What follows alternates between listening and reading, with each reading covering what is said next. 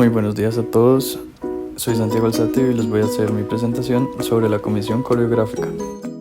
Nos ubicamos en un lugar donde la Gran Colombia se ha disuelto, se ha dividido en 3 partes y su libertador Simón Bolívar acaba de morir. Los nuevos líderes de esta nación, que denominaron la Nueva Granada, deciden que el primer paso para construir la nación es trazar el territorio de este país. Se constata en el texto fundacional de la Comisión que la división política dentro del territorio brinda utilidad para la buena administración de los pueblos. Cada territorio se llamaba Estado y el primero fue Panamá. Al acabar la Comisión, la Nueva Granada era ahora la Confederación Granadina y contaba de 9 estados. La Comisión era una empresa, una misión estatal que buscaba crear identidad a partir del territorio de la nación. Desde mayo de 1839 se habló del proyecto, pero fue hasta 1850 que arrancó durante el mandato de José Hilario López. Se planteó una estructura que constaba de 4 partícipes o 4 características. La primera, la geográfica, que correspondía a Agustín Codazzi, quien se comprometía a trazar el mapa de cada provincia del país. La segunda, de un literario, Manuel Anquizar, que se encargaría de organizar los textos y redactar todo el correspondiente a la expedición. El tercero, un gráfico, Carmelo Fernández, encargado de hacer láminas de las costumbres, los paisajes, la gente, en fin, todo lo que valiera la pena mostrar. Y cuarto, el botánico encargado de examinar y clasificar y dar nombre a las nuevas plantas encontradas, a cargo del joven José Jerónimo Triana. Los principales gestores de la comisión fueron 3, de los cuales 2 mencionamos anteriormente. Primero hablemos de Tomás Cipriano Mosquera. Era un militar, un geógrafo y también el presidente de la nación en 3 ocasiones. Tomás Cipriano veía la geografía como una herramienta para gobernar y llevar al país a una era del progreso. Hablemos también de Agustín Codazzi, a quien ya mencionamos anteriormente, un italiano con un recorrido extraño hacia la geografía, ya que era militar en la época de la derrota a Napoleón y fue también mercenario. En todo caso, él creó el Atlas de Venezuela, el cual fue reconocido por grandes científicos como Humboldt, y llega a Colombia acogido por el gobierno de Mosquera. Codazzi fue el único director del proyecto. Y por último, Manuel Finizar. Nació en España pero creció en Cuba. Conoció Estados Unidos y también Venezuela. Manuel era un hombre culto, fue profesor en distintas instituciones de élites intelectuales y hasta diplomático. En sus textos se puede ver su admiración y sensibilidad frente al arte y el paisaje. Artistas en la Comisión Coreográfica. Para la misión se crearon acuarelas que se consideraron como arte-ciencia, lo que demuestra la cantidad de detalle y la habilidad de observación para las obras del proyecto.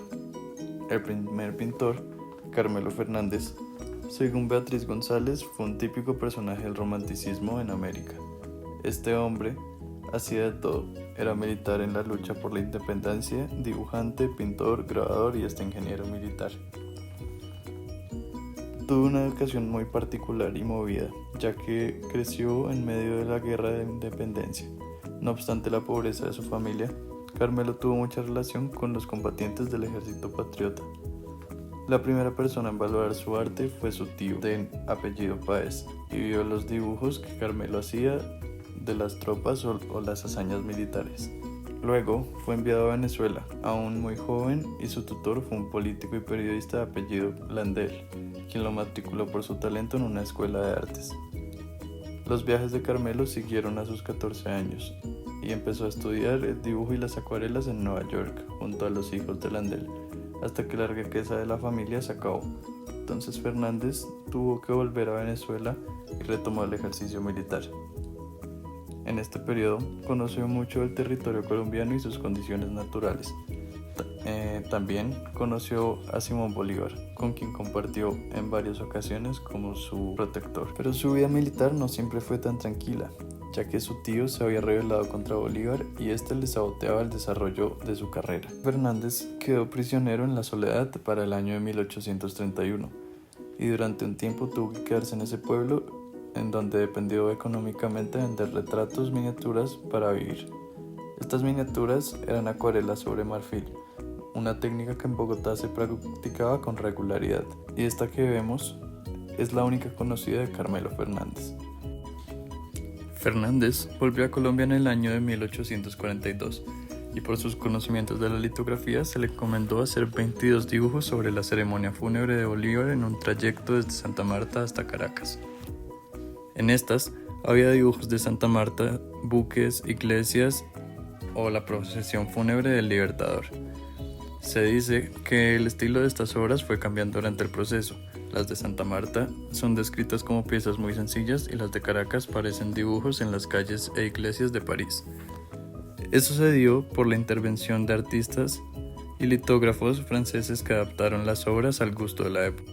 Estos dibujos desaparecieron con el tiempo y sin mucho misterio, ya que el dibujo no era una disciplina tan valorada en la época y las obras tendían a cambiar de nombre del autor por quienes las adaptaban a la técnica litográfica.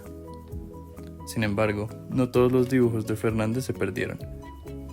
Hoy se conocen algunos de ellos como el que vemos en pantalla, llamado Bolívar en el Chimborazo. De esta obra destacan las condiciones en que se muestra a Bolívar, por tener un catalejo en vez de espada, por la presencia de un mapa en primer plano y por la delicadeza y cuidado con la que se dibuja el entorno natural en la obra. Parece un retrato de Bolívar el geógrafo y no el típico Bolívar el estratega militar. Durante un tiempo, Fernández fue reconocido por sus habilidades y retrató a decenas de personas importantes de la Nueva Granada. Y estas obras también se perdieron. Aparte de esto, se dedicó a la docencia y al grabado, en donde trabajó piezas históricas, botánicas y literarias.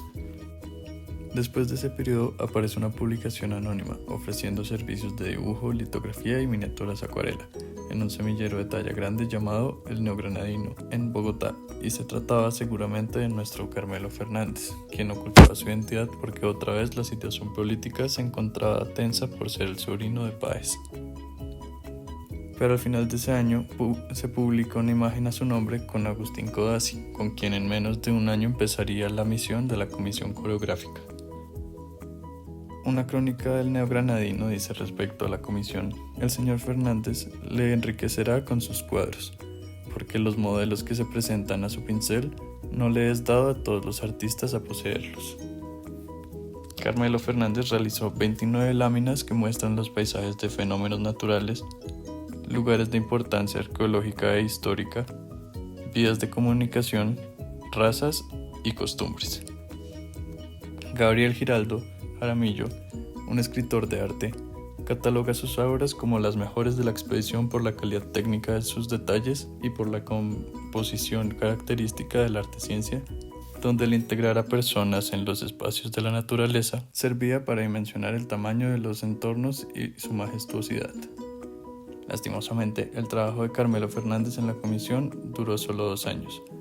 Se dice que por su mala actitud, o también porque le querían reemplazar con un alemán que ilustrara más fiel al método humboldtiano.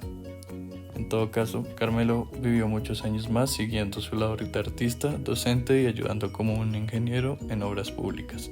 Murió en 1887 y hoy sus restos han sido movidos cerca de los de su admirado Simón Bolívar en Caracas. Henry Price. Henry Price era un hombre de muchos talentos. No solo era pintor, sino también músico y uno muy reconocido. Nació en Londres en 1819 y ahí aprendió sobre la música y pintura. Luego fue profesor de música y se casó con una mujer cuyo padre vivía en Bogotá. En 1847 se encontraba en Bogotá y había fundado la Sociedad Filarmónica de Bogotá. Se le considera a Price como el regenerador de la música de la Nueva Granada. Por sus conocimientos y estudios en Londres, la cuna del paisaje moderno, Henry Price empezó a dictar clases de dibujo y paisaje en el mismo instituto que Carmelo Fernández antes de comenzar su trabajo en la comisión, y 2 años después recibiría la propuesta de Agustín Codazzi de reemplazar a Fernández en su labor. El trabajo de Price fue corto. En la comisión se le encargaron las zonas que hoy corresponden a Tolima, Antioquia y Caldas, y por las dificultades climáticas y naturales de esos territorios, Price tuvo que abandonar el proyecto un año después de haber empezado por problemas severos de salud. Lo que más destaca el trabajo de Price como era de esperarse, son sus paisajes, también sus obras que retrataban mucho al oficio minero por el terreno en el que estaban. Finalmente, el estudio de una planta que habían encontrado demandó a Henry Price pasar mucho tiempo en un sitio lleno de miasmas deleterios, que son gases o materiales tóxicos, como por ejemplo el de una cañería.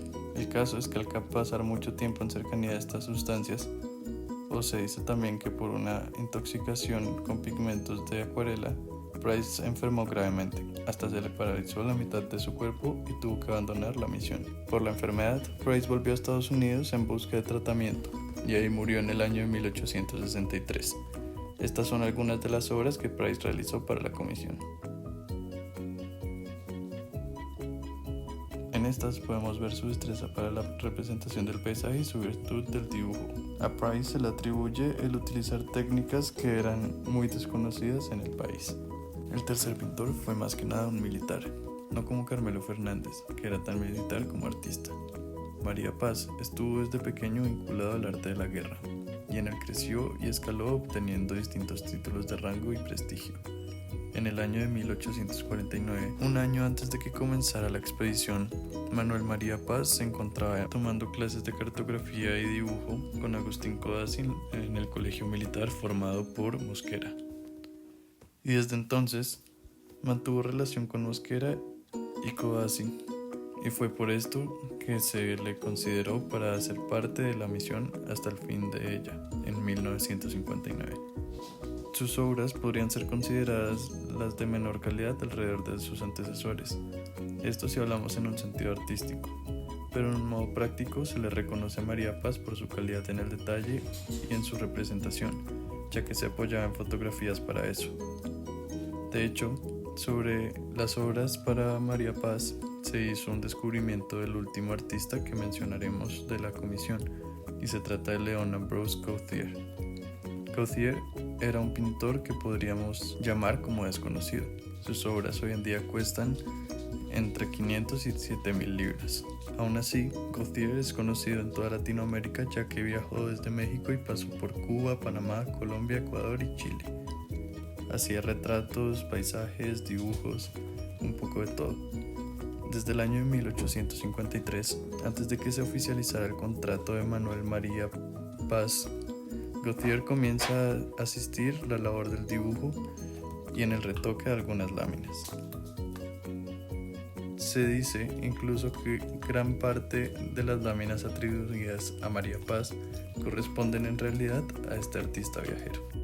Al acabar la comisión, la Nueva Granada no era para nada lo que había empezado haciendo cuando se empezó a plantear el proyecto tantos años atrás, y al acabarse había sido la primera vez que se exploraba tanto el territorio. Se observó desde la flora hasta la fauna, hasta las personas, sus tradiciones y sus lugares. No solo fue un estudio artístico, sino que también fue un estudio que aportó para hacer inventario de los recursos naturales y humanos de nuestro país. Contribuyó a que la gente dentro y fuera del país conociera sobre él y sobre sus tradiciones y su cultura. También sirvió para la economía agrícola, ya que se conocieron todos los suelos y se hizo un registro de cómo funcionaban dentro del país. En fin, la Comisión Coreográfica fue una expedición, aunque fuese tediosa, muy exitosa.